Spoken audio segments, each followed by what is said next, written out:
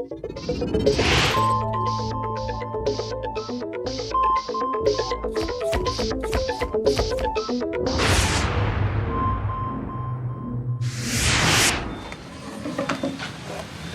Harry. I see you're finally awake. How you feeling? I have been better. Guess it could be worse. Yeah. So what's the prognosis? Incidents can happen easily, but are preventable if the right precautions are taken. What happened to Harry was preventable. Harry was almost done for the day when he was asked to do one more job. The parade was the next morning, and the grass at the entrance of the town needed to be cut. The tractor that was usually used in these types of situations was in the shop for service, and all that was available was the smaller park mower. Not the best piece of equipment for the job.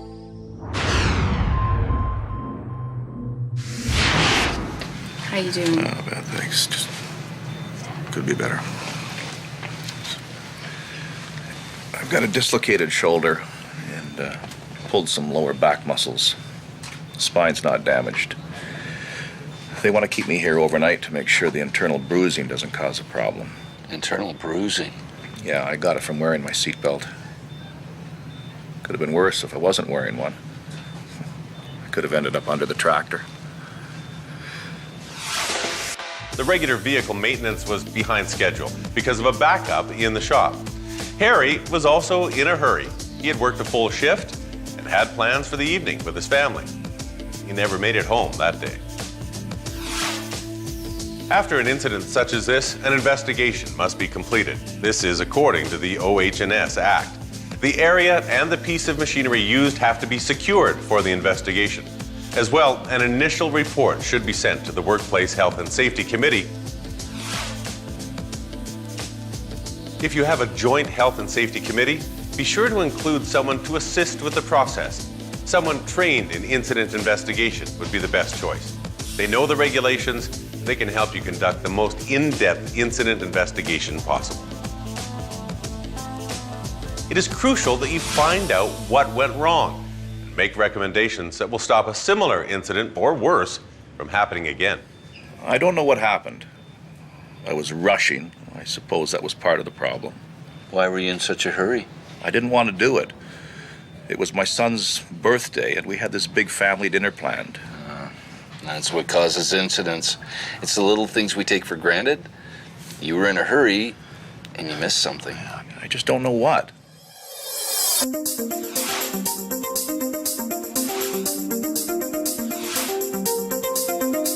It's important when conducting an investigation that you have all the tools you will need, like an investigation kit and a copy of the safe work practices for the incident. That way you can access the information and get a better understanding of what has happened.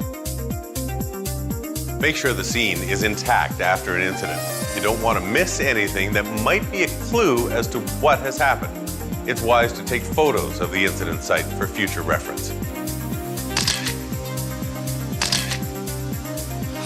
Find out who was first on the scene and interview these people. May have information that will help determine the immediate or underlying causes of the incident. Make sure you understand what happened completely. So I was rushing to get home. There was a really steep slope. I suppose I should have walked the area to see if there were any issues, but I usually do. But I was in a hurry, and it isn't required. Anyway, I didn't, and the next thing I know, the mower is tipping, and, well, you know the rest. During the course of the investigation, a hole in the ground was found close to the wheel of the mower and proves to be one of the immediate causes of the incident. It's important to take all measurements and remember to leave a tape measure in the photograph. That way viewers can understand the scale of the visuals in those photographs. After further interviews, it was discovered that someone had seen a person digging a hole earlier in the week for a survey tripod. So we now know how the hole got there and why. After talking to the shop foreman, we learned that the mower will be sent out to be inspected, and that the reason the smaller mower was used was due to a shortage of mechanics. The tractor usually used was still in for maintenance, and The smaller mower was the only piece of equipment available. We're starting to see a pattern now. Initially, it appeared the incident happened because the worker was in a hurry and didn't take necessary precautions. But there is also a whole list of contributing factors out of the control of the worker that also played a key role in this incident. After doing the necessary interviews, taking photographs, and reviewing the safe work practice, John was able to determine all the elements that contributed to the incident. Immediate causes were the unsafe act, the speed and the unsafe conditions, the slope of the hill, and the hole. Underlying causes were that the employee was rushed and had inadequate equipment. The management system weakness found was that a new hazard assessment wasn't completed, and an ineffective prioritizing in the equipment maintenance program also added to the problem. Now that these facts are confirmed, there is the even more important task of coming up with a plan that ensures this type of incident never happens again.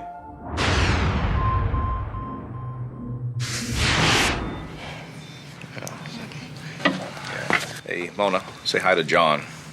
He's been investigating my incident and I hope coming up with some solutions. I was so scared when I got the call, but I'm better now. I do hope you're coming up with some answers. I mean, I don't want this to happen to Harry again, or anyone else for that matter, ever again. Well, Mona, I'm happy to report that I think we've come up with some viable solutions. So after the incident investigation, John filled out the incident report and came up with the following recommendations. 1, a change to the safe work practice has to be made to include a walkthrough to look for hazards. 2, hazard assessments need to be redone when the work process changes. 3, something has to be done through HR to eliminate the labor shortage, or possibly some equipment may need to be sent out for maintenance at external locations so the proper equipment is always available. So the incident was due to direct causes of an unsafe act, speed, and unsafe conditions, a steep slope, and the hole. The underlying causes were mental stressors that had the worker rushing, plus a shortage of staff led to the use of inadequate equipment. There were also weaknesses in the management system, such as a hazard assessment not being completed when the work process changed. There was an ineffective method of prioritizing the equipment maintenance program, as well as inadequate people resources and improper follow-up to the problem. The importance of an investigation is that this is where these problems are discovered, and then they can be changed so that everyone works in a safer, more productive environment.